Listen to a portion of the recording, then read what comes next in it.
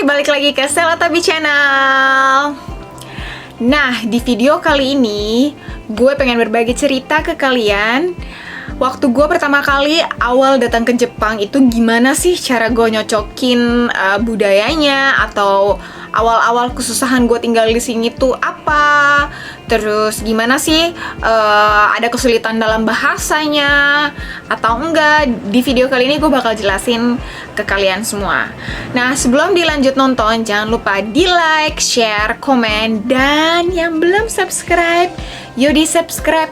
Tombol subscribe-nya ada di bawah sini yang berwarna merah. Dan jangan lupa juga nyalain loncengnya supaya setiap ada video baru dari gue, kalian bisa langsung tahu kalau gue ngeluarin video baru. Dan kita mulai ya. Masalah pertamanya adalah bahasa Jepang. Kenapa gue bilang bahasa Jepang? Karena gue udah tinggal di Jepang. Kalau gue nggak bisa bahasa Jepang, ya gue itu ya jadi masalah. Nggak mungkin nggak jadi masalah karena kita udah tinggal di negaranya. Nah, masalah pertama ini gue tuh udah mulai ngerasa dari gue udah mulai tinggal sama Toshi, udah benar-benar netap dari 2018 awal. Gue itu setiap minggu ketemu sama mertua gue dari semenjak gue tinggal di Jepang ya. Dan setiap ketemu sama mertua otomatis gue harus berbicara pakai bahasa Jepang. Nggak mungkin dong gue bicara pakai bahasa Inggris. Memang sebelum menikah gue ketemu sama orang tuanya, sempat ketemu beberapa kali itu, kita komunikasinya memang pakai bahasa Inggris. Tapi nggak mungkin dong setelah nikah, setelah pindah, setelah udah benar-benar tinggal di sini, apalagi setiap tanggal merah atau hari libur gue main ke rumahnya pakai bahasa Inggris mulu. Nggak mungkin dong, capek. Mana bahasa Inggris gue juga nggak pinter-pinter banget. Seenggaknya bisa lah ya ngomong bahasa Inggris, cuman gak lancar banget. Jadi itulah yang gue ngerasa jadi masalah. Jadi gue waktu itu bener-bener, oh ini gue gak bisa terus-terusan gak bisa bahasa, gue harus bisa bahasa Jepang. Jadi gue belajar bahasa Jepang sendiri. Tapi waktu gue belajar bahasa Jepang ini, dari awal tuh Toshi udah ngerasa ada yang salah dengan cara belajar gue. Tapi gue masih bilang, enggak kok, tenang aja, gue biarkan gue belajar dengan cara belajar gue sendiri. Gue bilang ke Toshi kayak gitu. Dan kebetulan di 2018 itu gue juga ngambil tes bahasa Jepang kan. Nah, tes bahasa Jepangnya ini itu diadain tuh sebenarnya kalau nggak ada corona tuh tahun ini gue juga udah ngambil ke tingkat yang lebih atas. Nah, tapi di 2018 ini gue ngambil ujian bahasa Jepangnya tuh di N4. Jadi bahasa Jepang tuh dia punya tingkat level untuk tes bahasanya ya. Tes bahasa Jepang tuh ada N1, N2, N3, N4, N5. N5 ini paling gampang, maksudnya yang paling dasar lah ya. Dan N1 nih yang paling susah, udah tingkat, ibarat kata tingkat pembawa berita lah ya, pembawa berita di televisi, tingkat kesusahan bahasanya.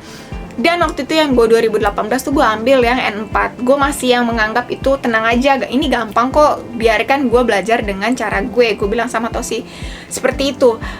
Ujian yang di level N4 ini yang gue pikir gampang, ternyata gue nggak lolos. Jadi yang apa yang gue pikir gampang, apa yang gue pikir itu sepele, ternyata kalau nggak secara detail kita belajar atau nggak secara serius gitu, memang bisa gagal. Dan Toshi tuh memang udah dari awal dia bilang, ini cara belajar kamu ada yang salah. Dan Toshi juga bilang, kan kamu udah, aku udah pasti tahu pasti kamu gagal karena cara belajar kamu tuh ada yang nggak benar. Akhirnya setelah itu Toshi turun tangan untuk mengontrol cara belajar gue. Jadi setiap gue belajar, gue tuh selalu ngisi aplikasi berapa jam sih gue belajar. Misalnya dari jam 7 sampai jam 8 gue belajar kosakata. Terus dari jam 8 sampai jam 9 gue belajar tata bahasa. Terus belajar tulisannya juga kanji. Nah, gue isi itu terus-menerus selama beberapa bulan. Dari gue isi aplikasi itu ada hasilnya. Dan dari hasilnya itu Toshi nganalisis, karena juga Toshi kan ikut turun tangan kan. Dan Toshi bilang, wah ini kayaknya bener, kamu tuh cara belajarnya ada yang salah. Jadi dia udah mulai sambil berjalan dia juga udah mulai ngontrol cara belajar gue waktu itu. Dan gue coba masuk ke sekolah bahasa Jepang untuk belajar bahasa Jepang. Itu gue 1,5 tahun ya, iya. Dan gue baru lulus tahun ini 2020 bulan 4 kemarin. Itu gue ambil yang kursusnya 1,5 tahun. Sebenarnya kursus itu ada 3 bulan, 6 bulan, 3, 6, 1 tahun sama 1,5 tahun. Dan gue ambil setelah 1,5 tahun. Juga bisa lebih, juga bisa, cuman kemarin gue ngambil udah 1,5 tahun. Dan udah belajar atau memang bahasa Jepang gue semakin hari semakin membaik gitu, karena udah belajar di sekolah, pulang sekolah pun gue itu kan pulang sekitar jam 4, pulang sekolah pun jam 7 atau jam 8 tuh gue mulai belajar lagi sama Tosi. Jadi apa yang gue belajarin di sekolah gue ulang lagi, gue belajar lagi sama Tosi ngajarin untuk besok yang gue mau belajar, jadi dia ngajarin gue juga. Jadi gue tuh belajar sama dia sampai setengah 12 malam kayak gitu kan. Gue belajar tuh, gue terusin. Memang membaik, cuman gue ada ngerasa pressure tersendiri karena kalau ngomong nih apa yang gue mau ungkapin tuh nggak bisa keungkap tuh, rasanya kayak kesel banget, ngerti nggak? Maksud gue tuh mau bilang kayak gini tahu, jadi tuh kayak yang banget kesel banget gitu loh. Jadi itu yang tambah stres gue, nambah lagi. Ditambah juga gue waktu itu tuh si Tosi bikin peraturan sama gue, gue sama Tosi itu kita boleh pakai bahasa Indonesia di hari Sabtu sama Minggu doang. Jadi hari Senin sampai Jumat tuh full bahasa Jepang. Jadi dari Senin Jumat pagi dari pagi jam 9 pokoknya gue berangkat sekolah sampai nanti setengah 12 belajar sama Tosi tuh sebisa mungkin tuh pakai bahasa Jepang. Jadi gue tuh tambah stres tuh, gue gabung banget kan. Walaupun memang kalau ada waktu gue telepon 10 menit atau 5 menit gue telepon keluarga gue. Sampai sekarang pun gue masih telepon keluarga gue yang kayak walaupun semenit lagi bikin apa, gini-gini cerita-cerita mah udah selesai. Tapi kan mau cerita banyak gitu, mau ngungkapin gitu, maksudnya bahasa lu jadi yang kayak nggak keluar sendiri gitu kan. Itu jadi stres buat gue sendiri. Jadi sempet selama gue belajar bahasa Jepang itu barang-barang sempat melayang kiri kanan ya kan, pokoknya udah melayang kiri kanan. Jadi tuh dia diemin gue dulu, marah gitu kan, berantakin kiri kanan ya kan. Abis itu dia bilang, terakhir dia ngasih semangat buat gue, kalau bukan kamu siapa lagi yang bisa perbaiki diri kamu. Dia bilang kayak gitu, gue langsung mikir, gue diam, oh iya bener juga. Walaupun memang pokoknya adalah 1 bulan tetap aja kayak gitu, tapi tetap ya namanya hati kan ada turun naik kan ya. Terus gue telepon lagi keluarga gue di Indonesia, gue bilang, aduh ma, gue udah gak kuat, gue kayaknya mau pulang aja nih ke Indonesia, gue gituin kan. Nyokap gue bilang, jangan, gak boleh gitu, semangat, pasti Stella bisa. Jadi semangat dari orang terdekat gue itulah yang membangun gue kembali untuk semangat belajar bahasa Jepang gitu loh. Jadi yang, oh iya gak apa-apa, walaupun susah juga, ya walaupun susah, memang harus gue jalanin. Gue nggak bisa lari dari kenyataan ini ya. Mau lu gimana, lu udah tinggal di Jepang ya, masa lu mau pakai bahasa yang nggak orang Jepang tahu ya kan. Jadi itulah semangat yang membangun gue waktu itu. Itu masalah pertama gue maksudnya. Nah, dan yang masalah kedua gue ini, makanan ini bener-bener nggak boleh ditiru banget. Gue tuh orangnya tuh nggak bisa, apa sih maksudnya, bisa ibarat kata nih, kalau makan kambing masih, ini yang ngomongin daging ya. Kalau makan kambing, kalau lo bikin sate kambing tapi masih ada rasa kambingnya kuat banget tuh, kayaknya kan gak bisa ditelan kan. Itu pun gue di sini nih di Jepang dominannya tuh mereka makannya babi. Jadi gue tuh waktu itu nggak bisa makan babi kan, apalagi lemak babi tuh mereka suka pakai banget buat di dalam masakan kan. Jadi gue nggak bisa makan tuh, gue nggak bisa makan. Tapi lama-lama Tosi mikir cara masaknya, dan gue coba mulai memberanikan diri, coba buat, oh bodoh deh, mau muntah, mau nutup hidung kek, mau bagaimana kek, tetap harus gue masuk ke tenggorokan, karena kalau enggak juga gue nggak makan. Kalau misalnya hari ini gue nggak makan, maksudnya gue nggak kenyang. Tosi kenyang, dia enak makan, cuman kalau gue nggak kenyang kan rasanya gimana gitu, gue yang jadi kesel sendiri. Jadi gue memberanikan diri untuk coba gue makan. Dan lama-lama mulai terbiasa, mulai membaik lah ya, mulai membaik, dan akhirnya gue mulai bisa makan babi. Sekarang juga udah mulai bisa pelan-pelan makan babi. Dan orang Jepang ini kan mereka kan tergantung musim mereka makan sesuai, maksudnya mereka kan punya 4 musim. Nah, 4 musim ini makanannya mereka juga ganti-ganti. Dan ada yang paling gue ngerasa aneh tuh waktu itu, namanya soba kan. Tapi soba tuh ada yang dingin, ada yang panas. Soba tuh kayak mie. Lo kalau makan mie kan pasti panas kan ya.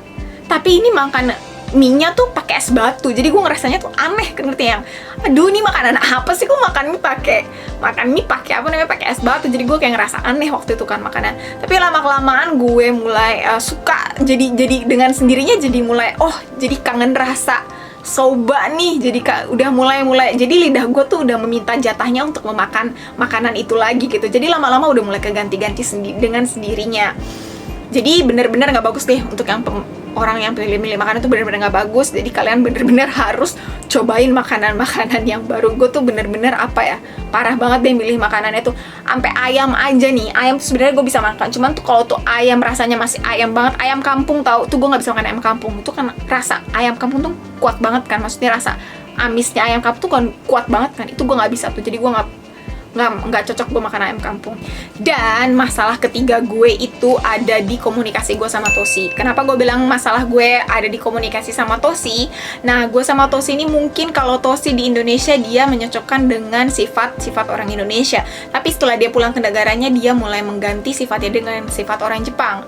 Nah, gue belum terbiasa dengan sifat Jepangnya dia nih. Kalau sifat Indonesianya dia kan mungkin dia ngikutin gue, tapi kalau sifat Jepangnya dia nih, karena kita udah bukan mingguan, tinggalnya udah berbulan-bulan, jadi ya mau nggak mau harus ngikutin sifatnya Tosi. Otomatis kita mulai sebenarnya hal-hal yang kecil yang ibarat kata nggak harus diberantemin, gue jadi sensitif gitu. Gue jadi yang apa sih gitu, kenapa sih gitu, emang kenapa gue gitu. Jadi emosi gue tuh yang langsung naik gitu loh, yang kayak kenapa sih gitu. Padahal tuh sebenarnya kalau dibicarakan secara baik-baik nggak bakal terjadi marah, cuman karena gue sensitif gitu, karena sensitif yang jadinya kenapa sih gitu. Tapi waktu itu si Tosi juga bilang, aku juga ngerasa sama kayak kamu waktu aku tinggal di Indonesia. Aku juga ngerasa stres, aku nggak punya teman bicara, aku nggak bisa pakai bahasa Jepang, aku harus coba semangat pakai bahasa Indonesia, aku juga nggak cocok makanannya, aku tahu rasa stres kamu, dia bilang kayak gitu kan. Dan masalah keempat gue ini adalah masalah musim. Karena kalau di Indonesia kita cuma punya musim panas sama hujan ya. Panas sama hujan. Tapi kalau di Jepang kan dia punya 4 musim. Dan 4 musim ini tuh gue belum terbiasa. Jadi kalau misalnya gue keluar gitu, terus sih pakai baju ini bagus nggak gue gitu ya. Terus kata tuh sih enggak, salah, ini tuh lagi masuk musim semi atau gugur, gak cocok pakai baju itu.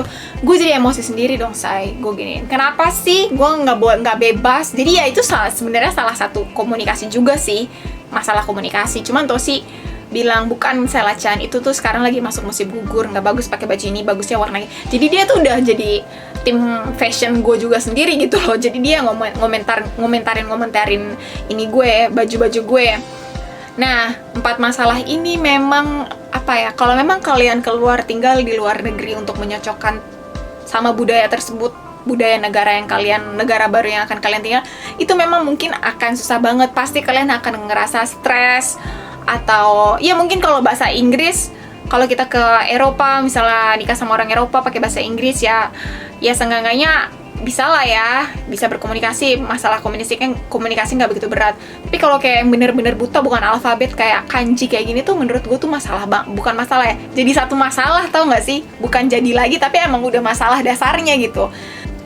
Tapi kestresan kalian ini, kalau kalian dikelilingi orang yang positif, kalian bakal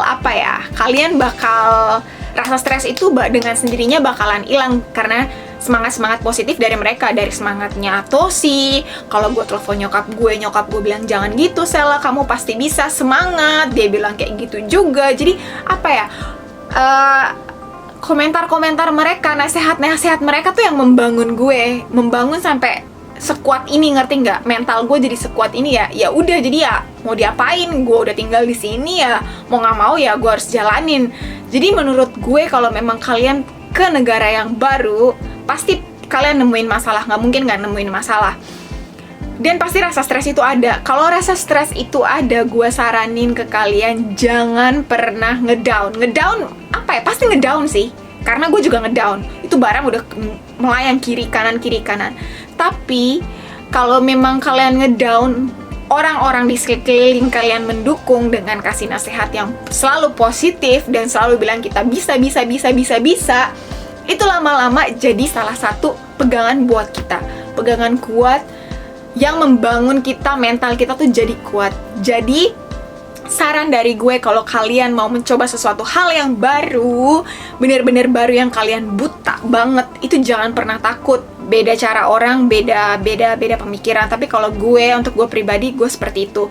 Waktu gue ngedown banget nih, kalau gue bener-bener lagi alemong, barang lagi melayang kiri kanan, terus terakhirnya amarah gue udah keluar, dan kalau dinasehatin gitu emang masuk, dan gue mikir lagi, oh iya bener juga ya yang dibilang Tosi atau nyokap gue atau keluarga gue. Jadi gue bener-bener orang-orang kayak gitu yang kalian harus rangkul dan kalian harus jaga hubungan baik sama mereka.